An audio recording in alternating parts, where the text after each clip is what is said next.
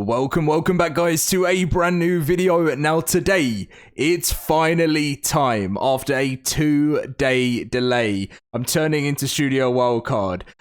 Today we are going to be covering the community creature submissions. Woo, we're finally doing it. I know it's taken some time. Obviously we found out in the most recent community crunch that the creature submissions is ongoing for the release of the Valguero map in August, and I am so hyped. We haven't done one of these videos for a while, and today I am going to be going through the current top 10 for this community creature submissions. There's a few things I want to mention about this before I go into it, as I think it's very important. But as always, if you guys do enjoy these videos, make sure to drop a like and subscribe. Over time, I may cover some of these awesome creations and stuff. You'll hear more about that later in the video. But be sure to leave a like, subscribe, and if you want to come and join the cluster, as always, I know I say it in every video, link to the Discord is in the description down below. And obviously, this creature will be coming day one to the cluster whenever it gets released, which will be for Valguero in August. So, anyway, guys, let's talk about the important rules first. The important rules of this video. Number one, I do not create creature submissions. The reason I don't create creature submissions is because I like to keep things fair. Of course, if I ever create a creature submission, it won't be on the channel. It will always be completely quiet and hidden. No one will know it's LoadedCrysis submission, and the reason for that is I really don't want to make the voting unfair. If no one wants my creature in the game that I ever decide to do, I've never done one before, I won't, I will keep it quiet, because I remember in the past, it happened once where a content creator got everyone to vote for it. And I having that power to me does not seem fair, that I can literally be like, guys, go and vote for this, and then everyone votes for it, and then I get my creature cut to come to the game. As much as it sounds cool, I don't want that to be the case. I want it to be fair. So that's one thing. Also, rule number two is, as part of this video, all of these that we look through, they are not being kind of like, I will say things are cool, but I won't reveal what my vote is. The way that this works in different sort of ways, of where it gets to the next round and the next round, and I do my voting off camera. You will never see me do it because I believe that it's unfair, and I want to try and make this as fair as possible. Anyway, now the rules are out of the way, let's dive into the video. So as you would have seen, community, I really like this artwork. I thought it would have been cool for the thumbnail, but I'm liking the vibe now of us just doing the face cam stuff. But they said, so the next winner of our community creature vote will be features on Valguero. Get your endlessly creative submissions ready, and you might see your creature making its debut within the release of Valguero map in ARK Survival Ascended. Please know that this creature will be released for Valguero, so ensure your real-world submissions align with the map's theme. As mentioned earlier, we will introduce an additional real-world creature for each expansion pack released in ARK Survival. Wait, what? Please know that your creature will be released for Valguero. As mentioned earlier, we will introduce an additional real-world creature for each expansion map release. So when they say expansion, do they mean the free maps? I'm guessing they mean the free maps. I know the Bison's coming to Ragnarok. There's not a creature vote for that, but moving onwards from that, I think that's what they mean. Anyway, these are the rules. This is what's going on. So the entry period will end 1 p.m. Pacific on February 20th. So you've got 16 days left to get your entries in. The voting will begin on the February 21st at 1 p.m. Pacific, and it will end on the 28th of February at 1 p.m. Pacific. The winner will be announced in the crunch of February 28th.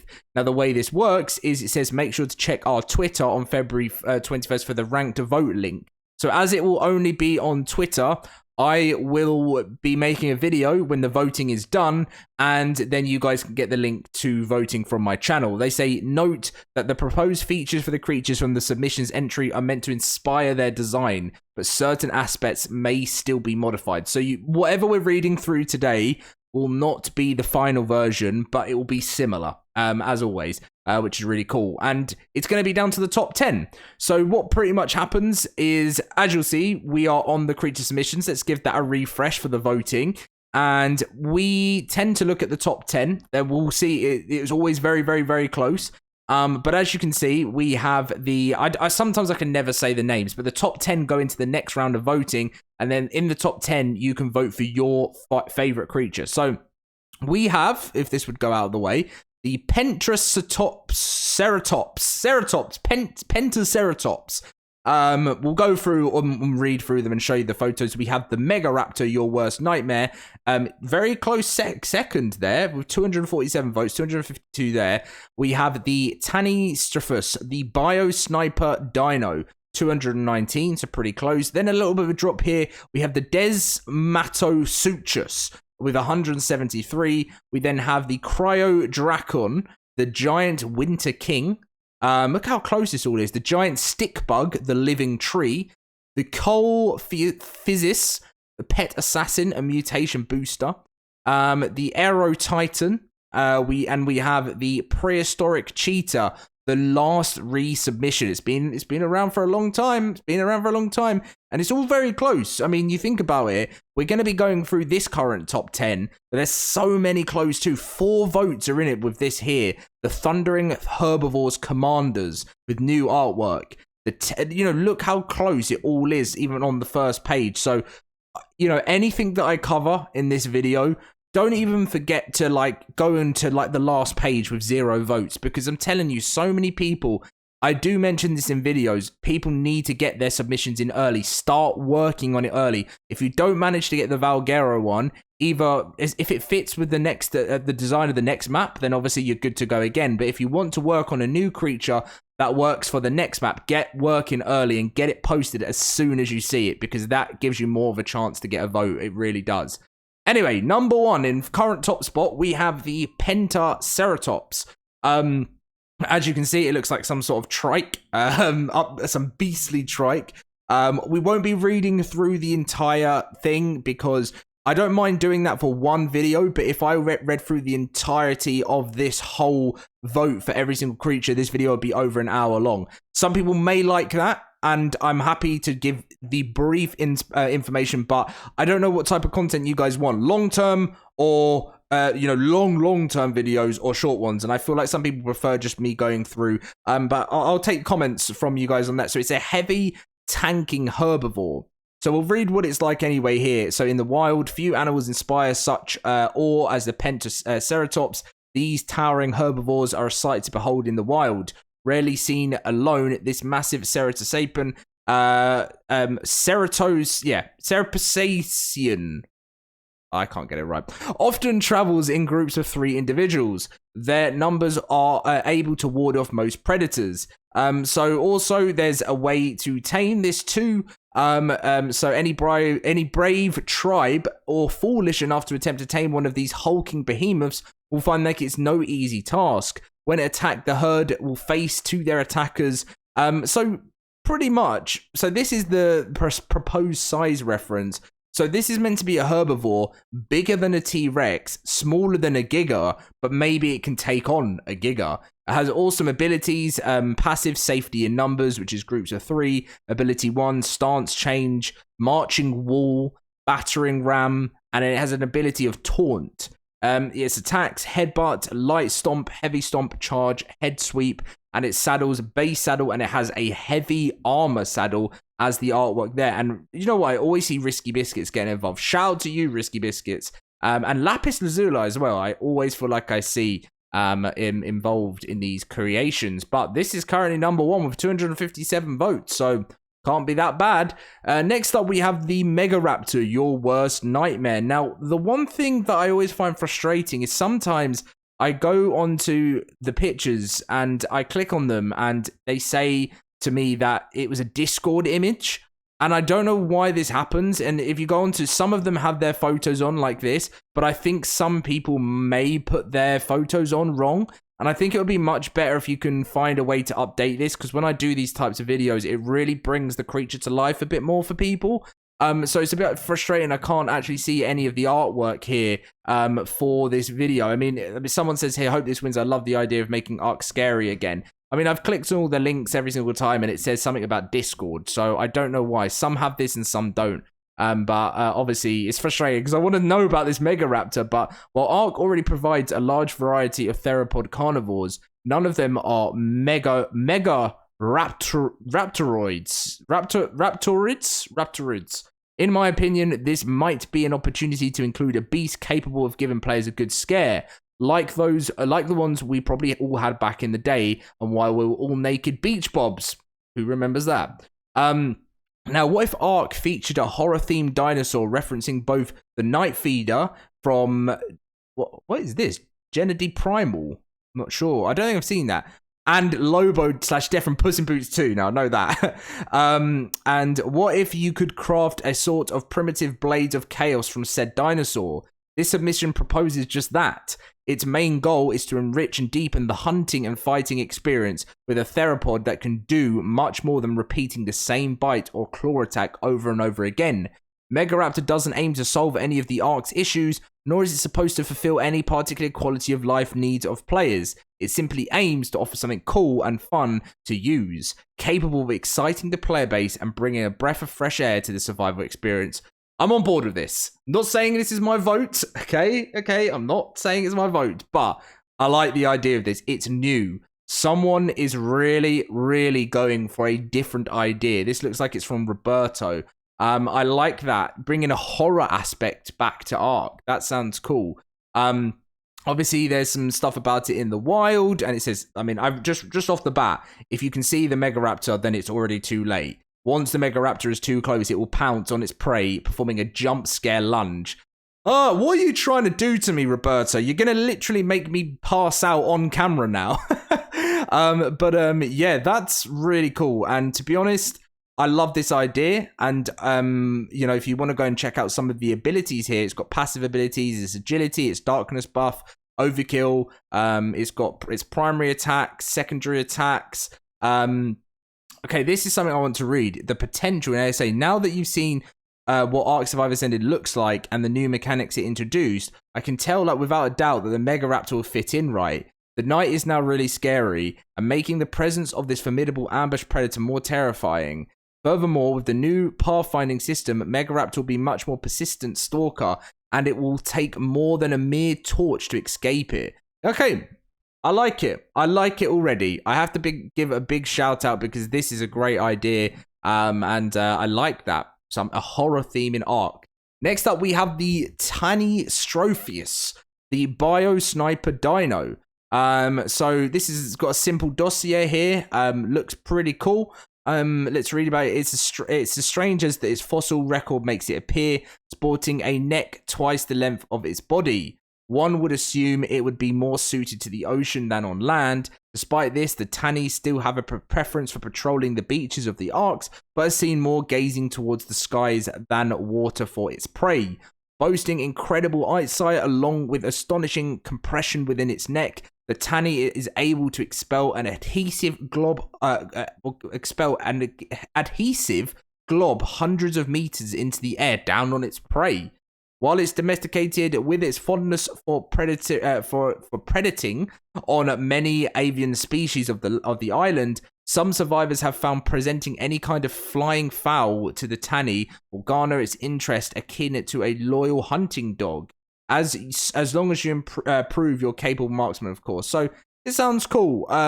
I feel like I want to see more what it does. It's hard to sort of know that. I do like the short and sweet ones. I'm not saying that, no, when people put in this amount of effort and information into this, I love it, especially with the photos. I love the photos. That's why I'm sad I can't see that of the Megaraptor, but I really like the idea of this. I think it's cool, and I like what it looks like. So, and look at those claws. Those claws look menacing. Anyway, on to the next one. The Desmatosuchus. The intercontinental ballistic. Someone please send help. I'm going crazy. Do you know what? It happens sometimes when you're recording and you just have to get used to it. Most people edit it out, but I just love seeing I get it wrong in one take. But anyway, so art done by Shockle, introducing the Do you know what I love about this? I've really picked this up. Everyone, even with their own creature vote, seems to support others. So even if they want their creature in the game, they're supporting each other, which is so nice to see. So artwork done by Shockle, introducing the Desmatosuchus to Valguero. This strange herbivore will help get rid of any aerial threats, speeding up taming and help producing crops. The Desmatosuchus can be tamed at level 40 and has 3 saddles that are unlocked at different levels. The basic saddle unlocked at 40 with no special attributes, and the second saddle is an anti-flyer missile saddle unlocked at level 70, and it has a tech railgun saddle when you beat Valguero's bosses at alpha difficulty. Very, very cool. Has a passive AoE, an AoE passive buff called the Gorman's Feast, which drains the hunger of any wild creature you're taming 15% faster. So yeah, got some really cool things about it. I like the idea. It can be found in the tundra, jungle, or chalk cliffs. When you find one, make sure it's buried in the ground and find its snout, which will be sticking out. From there, you will have to present with either a meadowberry or a vegetable or honey to attract its attention. Okay. So we got its saddle here, the missile. Okay, I like this. Cool. Good ideas. So far, I can see why the top 3 are the top 3. I mean, top 4 are the top 4. Anyway, on to the next one. Cryodrakon, the giant winter king. I got a really itchy nose today. Getting a bit cold outside. So a new flyer, and from the looks of the dossier, this thing is huge. And oh, is it gonna put us in its nest and eat us? It's gonna put us in its nest and eat us, isn't it? I just know it already. It's strange to see these flying in the snow biomes without suffering in these extremely low temperatures. In the beginning, the survivors didn't believe in the tales about a flying reptile with freezing water breath until they saw a feathered group of them, creating a small snowstorm around a Megalosaurus couple, freezing their victims with freezing water breath. When it's domesticated, survivors found a way to domesticate these cold air-breathing creatures, and the Cryodrakon's favorite foods are prime meat, jerky, and spiced fish cake. The tribe uses these pterosaurs as a living refrigerator and a substitute for the cryofridge, and a flying saddle to bind and raid enemy bases. We've got more photos. Oh, this artwork is beautiful. I love it. Ice covering transformation process.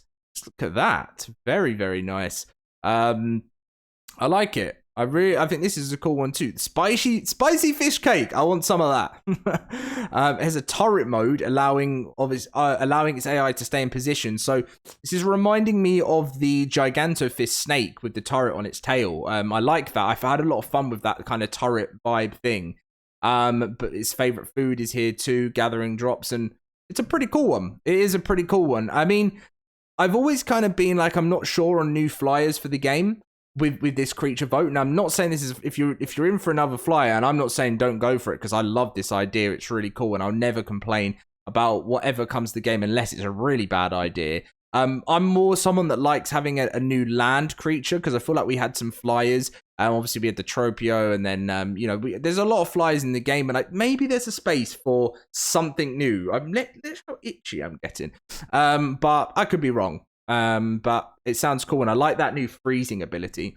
Anyway, next up, giant stick bug, the living tree. Now, I did actually click on this one before, so this is the first time I'm seeing all of these. But I clicked on this one before, and I thought, this is unique.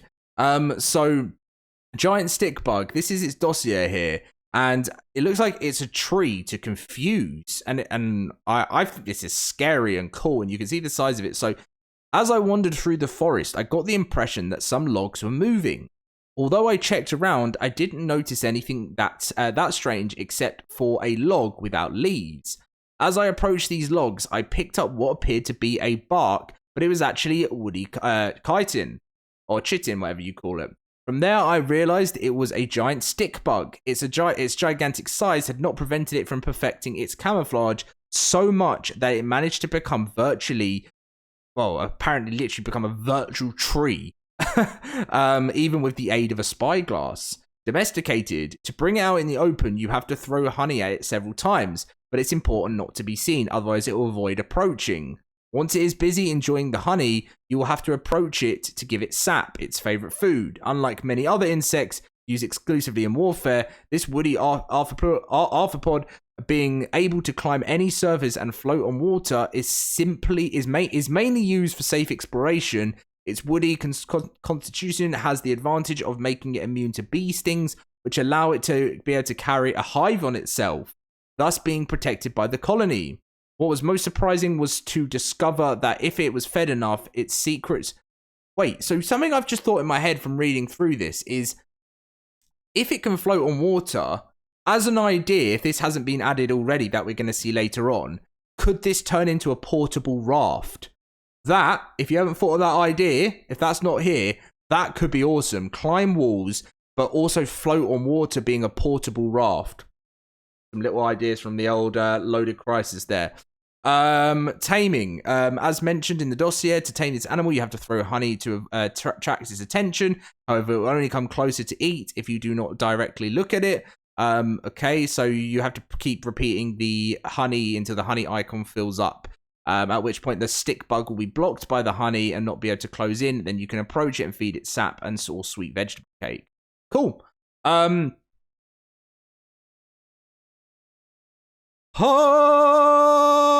Living canoe. When you carry this insect in the water, it floats like a canoe and it will not consume stamina while swimming. It is unable to dive, but it will not be attacked by any aquatic animals as it will be mistaken for a log or boat. This will not save it from being attacked by the Lee's ichthyes all. But can we use it as a boat? Can we actually like go along, or will it just float? I like it. I'm liking this one. This is cool. Anyway, on to the last three. We have introducing the Coelophysis or Physis, an assassin shoulder pet and mutation booster. Really cool artwork. Love the look of this one too. Nice looking dossier. And it's a shoulder mount. What's this music going on here? Does it like its music? What have I missed? Is there a little Easter egg here? I drew this very quickly. I am not an artist. Spare me, please. I like it. No worries. Yeah, it's good. It's good. What are you on about? You're being so hard on yourself. This is good. This is a good dossier. It's simple. It's great artwork. So stealthy assassin, able to use ASA's pathfinding, which is cool. Being able to pass by turrets, alarms, and creatures. Has special armor that allows it to be remotely controlled by a player. Ability to largely ignore a player's armor when attacking them by constricting them. Dueling pet can be remotely controlled with a whistle item to attack. I like it. I like it. This is, everyone's thinking outside the box. It's amazing. So you can literally, it's going to be like a remote control. Ability to boost mutation rates of nearby creatures, granting unique, vibrant, perhaps even glowy colors to creatures mutated. And protective pet, immunity to torpor, radiation and other effects, and protective tail scarf against toxins and gas and environment when on shoulder. I like it. They're very elusive and they normally avoid risk in the wild and running away from larger creatures. Some creatures! But yeah, they run away from you, and I'm guessing it requires you to prove your worth in a tame and show you a valuable companion to it. In contrast to the regular torpor taming method. Oh, it's immune to torpor. To do this, you'll have to lock out a large wild creatures. Oh, right. So basically, you have to knock out a creature, and then it will go and eat it as a meal for it, and then it will start loving you and taming up. That again, thinking outside the box. Very nice. And then, so it's a stealthy assassin, dueling pet. It's got a whistle. It's a mutation booster. Very cool ideas here. Conclusion would be a refreshing and interesting addition to ARK's creature roster, allowing for new strategies in PvE, granting much quality of life in PvE and PvP, and gives more unique customization to your most cherished creatures in the form of new and exciting colors. Cool. All right, the final two. Final two. The Aero Titan. Another flying creature, which again, I'm not opposed to. I do like the idea of a flying creature. Is this going to be another giant one? By the way, I still don't think there's anything wrong with having something bigger than a Quetz. Obviously we got the, the Titans and stuff, but for an actual, we've just had the Dreadnoughtus, so maybe a Sky Titan, there's nothing wrong with that. But yeah, this is introducing the Aero Titan, the stalking. I'm not even going to be able to pronounce that, but wild, overseeing the cold forests and the tundras of ARK. The Aero Titan is a powerful creature, I'm not going to be able to pronounce it, able to control wind to its need, flapping its wings, and to create huge wind streams that will knock you off around or spinning around and creating wind vortexes to give you that little edge in speed or your creatures needed. Domesticated, I've seen many tribes use Aero Titan for its amazing abilities to travel and the ability to smell fear from across entire islands, making it perfect for tracking wild creature. Good idea. On top of that, the Aero Titans are smart enough to be taught to defend specific creatures when they're unconscious, making it for an extremely... Oh, okay, so it's like a taming warden. That's good. That's good. That's a brilliant idea. So you can scare off anything. If you're trying to tame something, it's going to use its ability here and open up its wings to scare off something that's going to try and come in and eat your tame that you're trying to get. That's cool. It can glide. Good. I do like a gliding flyer. I like it. Oh yeah, PvP design and uses a support creature meant to put chaos in the battlefield and annoy smaller targets. PvE design and uses meant to move big armies of flying creatures with its air hoops or help tame creatures. Sounds cool. Can't say again, I love catching these little bits. And finally, the prehistoric cheetah, the last ever resubmission. Again, I don't know if it's these resubmissions, but whenever they have these resubmissions, I can't see the photos. I think that's what it is. I can see this debuff that it has, but you know already. The giant cheetah has been something that's been in many, many creature votes for a long time. And I wish I had some images to show you because, I mean, I like this little snake down here, but everyone's saying the real cheetah is back.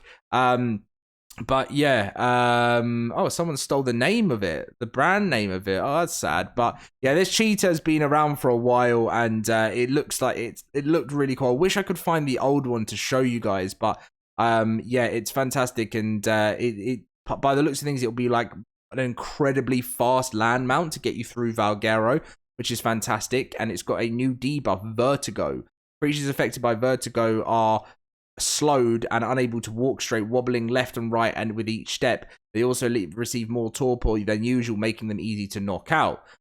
Blitz boost, I love the fact about just having a really fast land mount that I can get around on. So far this is a close creature vote, I'm not gonna lie to you guys, and it's really hard to choose between them. There's been some that really I've looked at and my eyes have just been like, I want this. Oh, look at the Megaraptor, it's 8 votes away, it's getting close, and this is happening day after day. The link to this will be in the description down below. As I like to say, and I said at the start of the video, go show some love and don't just vote for the top 10, because if you like the top 10 so much, of course do it, it's down to your vote. But go have a little look around. There might be something. Look how many there are. You know, some with like 9 votes. And there's just so much to go through. So give some love to some other ones. Go and check them out. And then on the 21st, the voting will begin for the top 10. So you've got a little bit of time to sort that. But anyway, much love to you all. Leave a like, subscribe, and I'll see you in my next video.